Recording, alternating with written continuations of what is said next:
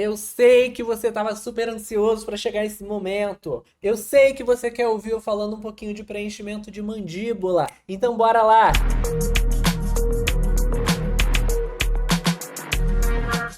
Gente, essa musiquinha é ótima. Vamos lá falar de preenchimento de mandíbula. Seguinte, lembra que a gente falou lá na teoria que o preenchimento da mandíbula ou a região mandibular total não pode ser maior do que a região bisigomática, ou seja, o ângulo bigoníaco não pode estar mais para fora do que o ângulo bisigomático, do que o ponto bisigomático da face dos pacientes, tá? A gente precisa pensar em projeção de mandíbula e definição. Qual é a diferença disso? Definição de mandíbula, você vai ver o paciente de frente, você não vai ver diferença nenhuma praticamente, mas quando o paciente vira de lado, está bem definida. Quando você olha ele de frente e você vê uma volumização, uma diferença, você está projetando essa mandíbula. Então você vai projetar essa mandíbula em casos específicos. O paciente precisa de volume lateral para os lados, a gente vai fazer projeção. Ah, não, ele quer só definir, a gente vai fazer só definição. A quantidade de ácido e a técnica de aplicação vão fazer total diferença nisso, tá, gente? A gente vai ter como preencher na região mandibular essas áreas e a gente vai entender que a gente tem uma região chamada de mento, que a gente vai fazer o preenchimento. Daqui a pouquinho eu vou falar para vocês da região de mento, mas ele considera uma parte da mandíbula, né? Concorda comigo? Osso mandibular é isso aqui tudo. Então, mento faz parte da mandíbula.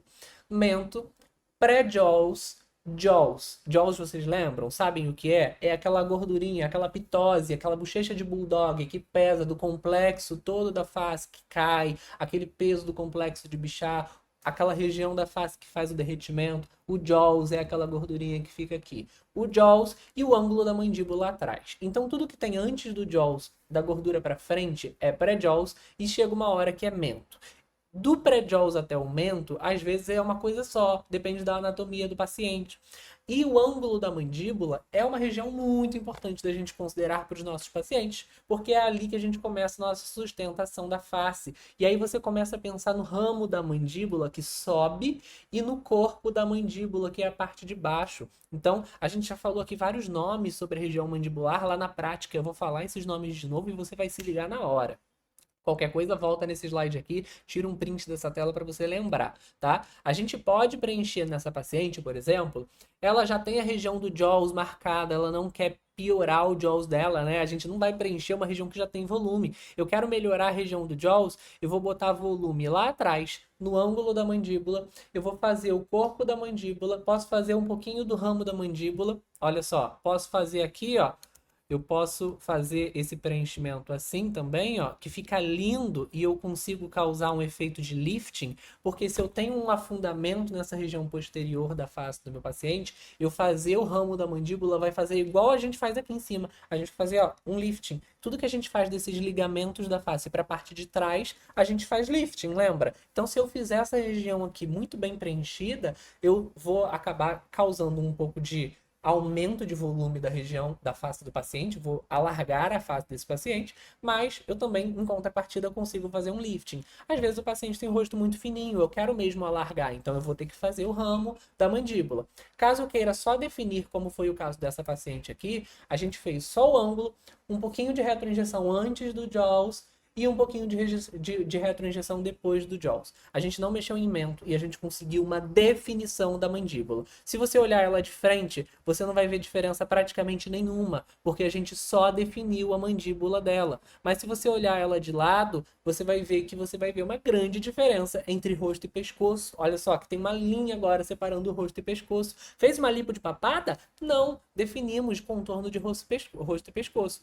Agora, um paciente que quer muito volume de mandíbula e não tem jaws, a gente pode usar uma técnica parecida com essa aqui, e a gente vai ter uma mandíbula super marcada com o paciente tanto de lado quanto com o paciente de frente. A gente vai ver uma diferença muito grande, né? Vai aumentar essa distância bigoníaca do paciente. E aí vocês podem ver nessa foto que fui chegando bem mais próximo da linha vermelha com o ângulo bigoníaco do paciente. Aqui um outro caso de paciente que fez um preenchimento de mandíbula bem considerável, fez região de top model look, região de malar, região de terço médio, fez lábio, fez mento, fez todas as regiões da face e a gente fez um full face. Olha só que lindo esse antes e depois. São anos de acompanhamento desse paciente, ele continua com a gente até hoje, é nosso paciente modelo, inclusive, então é um paciente que está sempre aí fazendo procedimentos, pode ser com algum de vocês, espero que o Tony caia com algum de vocês, porque ele é um paciente ótimo, todos os pacientes aqui são ótimos, eu espero vocês nas práticas. Gente, vamos para a prática de mandíbula, que é uma região que a gente vai falar bastante, tem bastante conteúdo prático. A teoria é bem básica mesmo. A gente vai ter planos de injeção